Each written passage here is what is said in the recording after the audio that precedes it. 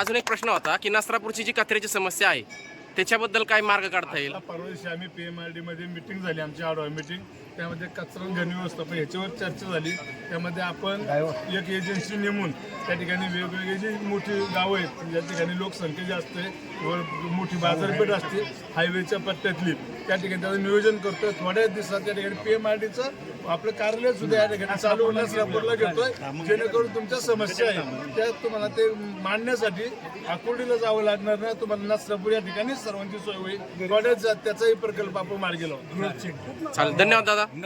घन कचरा आणि जो कचऱ्याचा प्रकल्प पूर्वी जो होता तो इथंच PMRD करणार आहे. त्याच्याकरता आंदोलनाला आम्हाला तुम्ही साथ द्यावी.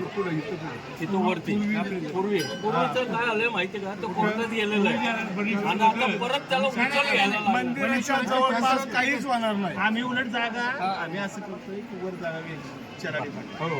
आपण मंदिराच्या परिसरात किंवा जे लोकवस्ती आहे तिथं असला कुठलाही प्रकल्प होणार नाही.